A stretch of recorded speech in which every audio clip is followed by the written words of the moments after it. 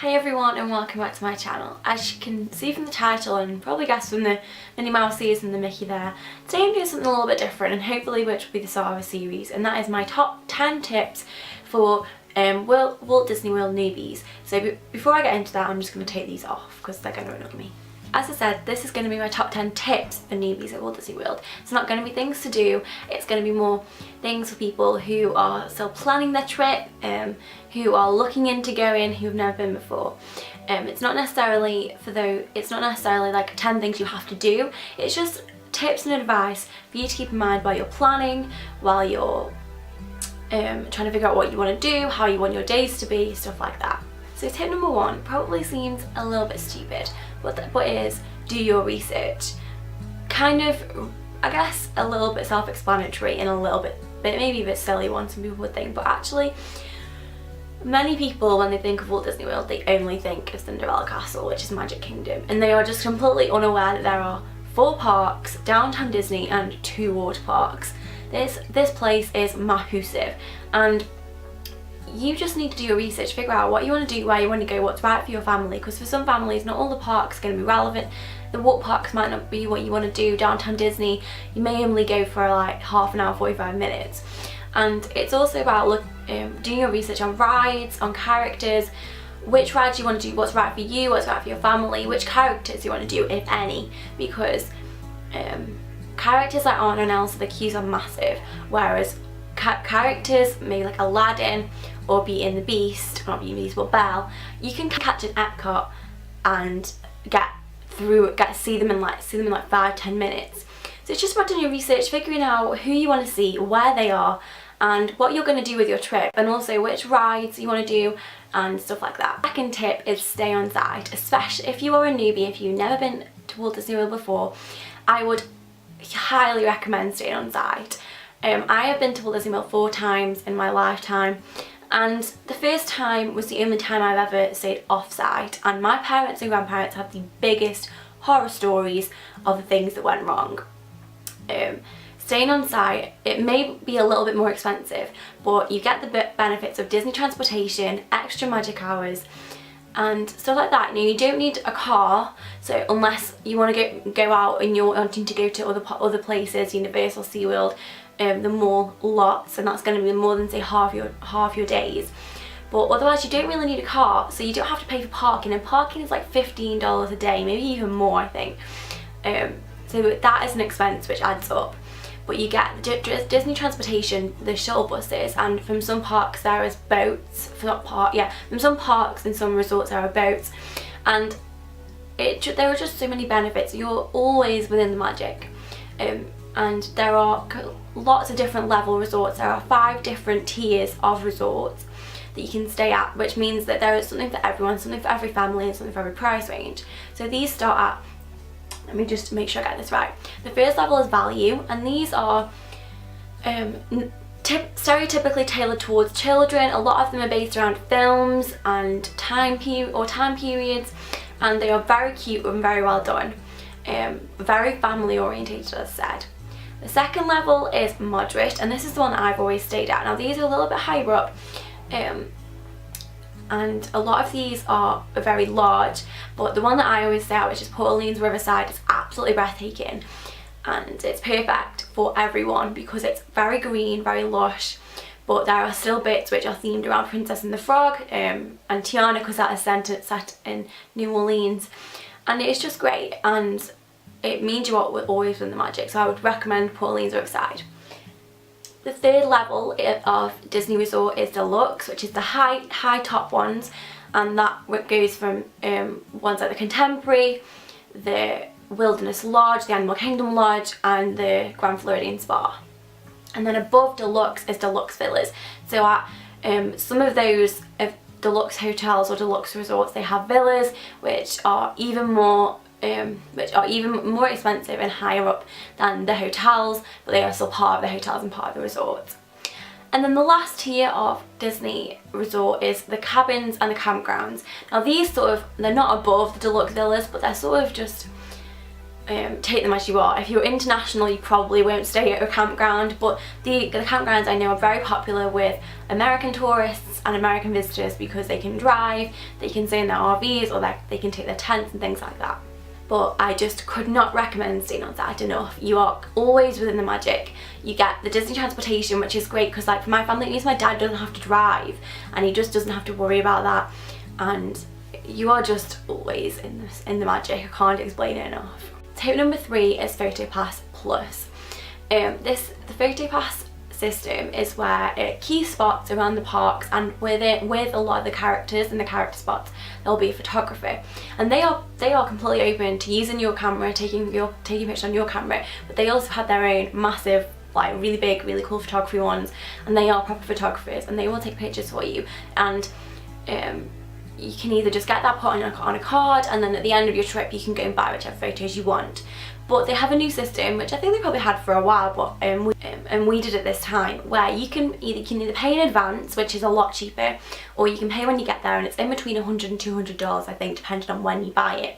And it basically means you get a special card, or you can have them put on your magic band, which is the new thing they're doing, and you basically get all of your pictures.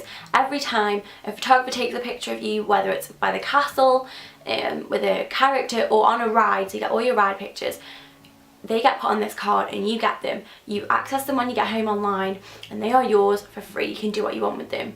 And yeah, it may sound a lot, $100 to $200, but actually if you add up how many pictures that you may spend the money on while you're in the parks, it's worth it, because when we went last time we had 400 pictures when we got home from our trip, and like they were beautiful. And also it means that every member of your family can be in the picture, which is great because the photographer's taking it, not one of you. Tip number 4 for Disney World newbies is FastPass, FastPass, FastPass. The FastPass system is where you can pre-book your FastPass booked to on a ride, and you can bypass the queue and do it in 5 to 10 minutes instead of some rides and attractions have like 2 to 3 hour waits. Anna and Elsa, for example, their waits sometimes like 4 hours at peak, and you don't want to be standing in that. So you can fast pass it. You can fast pass them in advance now on the app, which is the Walt Disney World app or the My Magic app. It's something like that, and you can book them way in advance, so you can plan your days out, or you can do them on the day or the night before. But it just means that you can bypass the lines. So for the huge attractions like Anna and Elsa, like Space Mountain, like Expedition Everest, like Hollywood Tower of Terror, like Peter Pan's Flight, which is more geared towards little kids, the queues for that are like sometimes 2 hours. So it's rides like that where doing your research comes in handy, because you know what you want to do and what will have the long lines, but also means you can bypass those lines, and then you can get onto the attractions, which the other attractions you want to do that don't have too long queues, without too much fuss and without having to wait in 3 hour queues, which is ridiculous. Number 5 for Walt Disney World first timers is definitely do a character dining. This is an experience where you go to a restaurant and you either have a sit down meal or a buffet, and the characters come to your table. Different restaurants have different characters, so some will have princesses, some have Disney Junior characters, some have classics like Mickey and Minnie or Chip and Dale, and a lot of them are themed towards the park. So there's one in Animal Kingdom which is safari themed, and the food's got an African twist, but you can do them for all 3 meals a day, so you can either do them for breakfast, lunch or dinner, which is great because you can do different things. But it also means that you don't have to queue up, especially for princesses. If you are a princessy family and you want to see princesses, definitely look into a character dining for princesses, which is either Akashute or Cinderella's Royal Table, because it means that you can get through like 4 princesses and get pictures with them without having to stand in massive queues. And they're just great experiences and so much fun, and you can either choose whether you're going to do it in a resort or in a park. They're everywhere, and there is something for everyone. Tip number 6 comes out from that, and that is book your restaurants in advance.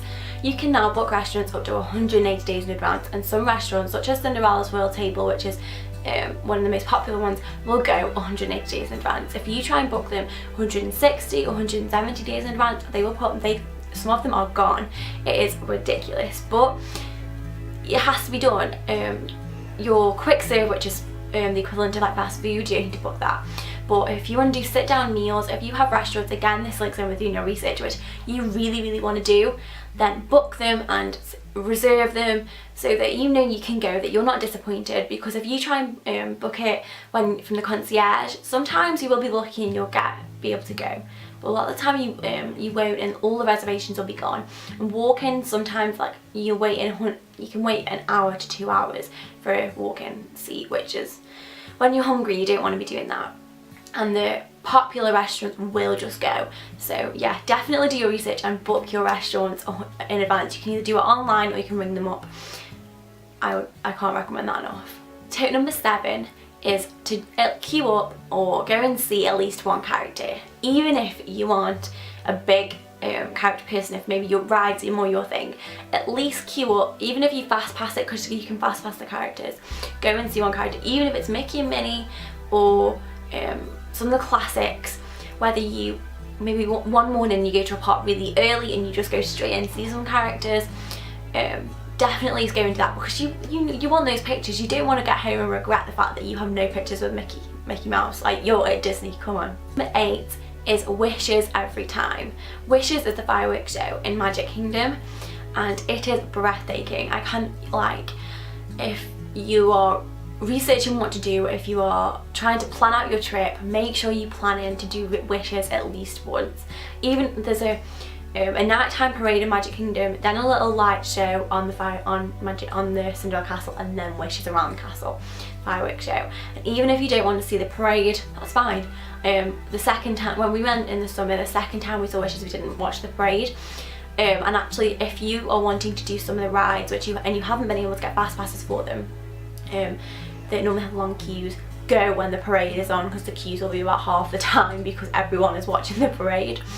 But at least do Wishes even if you don't want to do the parade, because it is breathtaking. The second time we did it, I cried. Probably had something to do with that we saw it on the last night. But it is just breathtaking. It's so beautiful, and it involves all of your favourite Disney songs, all of your favourite Disney characters and films. It's just amazing. We're coming up to the end now. Tip number 9 is Magic Kingdom rope drop. Now this is something which not everyone knows about, and actually a lot of people will go 2 or 3 times and not know about this. And when Magic Kingdom opens, they have a little show every morning. So what you want to be doing is, even if you may only want to do this once, get up this early, especially if you've got a family and with young kids. But if you get there about half an hour, 45 minutes before Magic Kingdom opens, they have a little show.